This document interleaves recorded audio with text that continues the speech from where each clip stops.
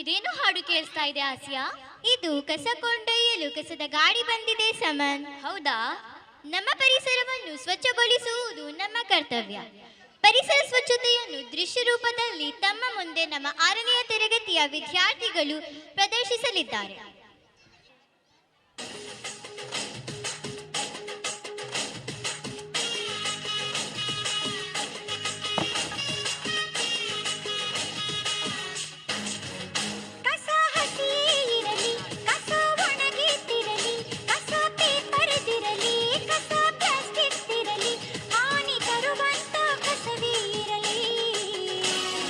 ಬೇರೆ ಮಾಡಿ ಎಲ್ಲ ಬೇರೆ ಮಾಡಿ, ಬೇರೆ ಮಾಡಿ ಎಲ್ಲ ಬೇರೆ ಮಾಡಿ.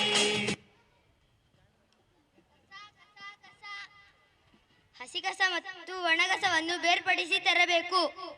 Sorry sir. ಕಸ ಕಸ ಕಸ ಕಸ ಕಸ. ಹಸಿ ಕಸ ಮತ್ತು ಒಣಕಸವನ್ನು ಬೇರ್ಪಡಿಸಿ ಕೊಟ್ಟದಕ್ಕೆ ಧನ್ಯವಾದಗಳು. Thank you sir.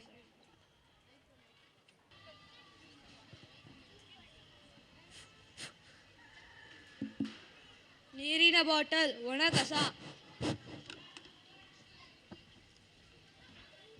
ಕೊಳೆತ ಮಾವಿನ ಹಣ್ಣು ಹಸಿ ಕಸ. ಹಾಳಾದ ವಾಚು ಈ ವೇಸ್ಟ್. ಹಾಲಿನ ಪ್ಲಾಸ್ಟಿಕ್ ಒಣ ಕಸ. ಬಾಳೆಹಣ್ಣಿನ ಸಿಪ್ಪೆ ಹಸಿ ಕಸ. ಬ್ಯಾಟ್ರಿ ಈ ವೇಸ್ಟ್.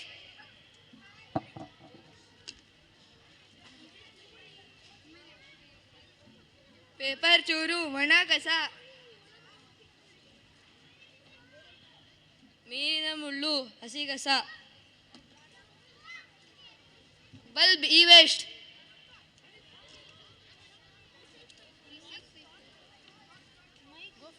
ತರಕಾರಿ ಹಾಗೂ ಹಣ್ಣನ್ನು ಸಿಪ್ಪೆಗಳಿಂದ ಬಯೋಗ್ಯಾಸ್ ತಯಾರಿಸಬಹುದು.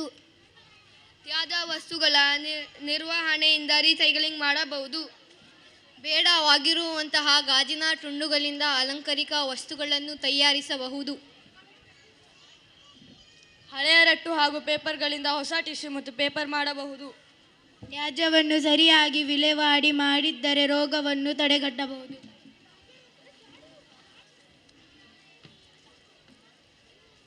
ಬುದ್ಧಿವಂತ ತ್ಯಾಜ್ಯ ನಿರ್ವಹಣೆ ಜೀವಗಳನ್ನು ಉಳಿಸುತ್ತದೆ. ಸ್ವಚ್ಛ ಭೂಮಿ ಹಸಿರು ಜನನ, ಸ್ವಚ್ಛ ಬೀದಿಗಳು ಸ್ವಚ್ಛ ಗ್ರಹ. ತ್ಯಾಜ್ಯವನ್ನು ವಿಂಗಡಿಸಿ ನಿಮ್ಮ ಸ್ಥಳವನ್ನು ಉಳಿಸಿ. ಕಸವನ್ನು ಬುಟ್ಟಿಗೆ ಎಸೆಯಿರಿ, ಭೂಮಿಗೆ ಗೆಲುವು ನೀಡಿ.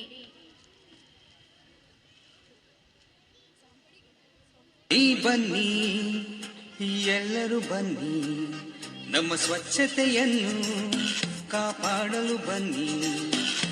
ಕಸ ಕಡ್ಡಿಗಳನ್ನು ಬೇರ್ಪಡಿಸಿ ತನ್ನಿ. ಪೌರ ಕಾರ್ಮಿಕರಿಗೆ ಸಹಕರಿಸಲೇ ನಮ್ಮಿಂದಲೇ ಕಸ ನಿರ್ಮೂಲನವಾಗಲಿ. ನಾವೆಲ್ಲರೂ ನೀವೆಲ್ಲರೂ ಸ್ವಚ್ಛತೆಯನ್ನು ಕಾಪಾಡುವ ನಾವು ನೀವು.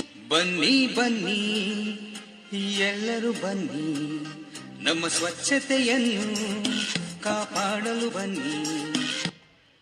ಭಾರತದ ನಾಗರಿಕನಾಗಿ ನನ್ನ ಜವಾಬ್ದಾರಿಯನ್ನು ನಿರ್ವಹಿಸುವ ಮೂಲಕ ಮುಂದಿನ ಪೀಳಿಗೆಗೆ ಸ್ವಚ್ಛ ಮಾಲಿನ್ಯ ಮುಕ್ತ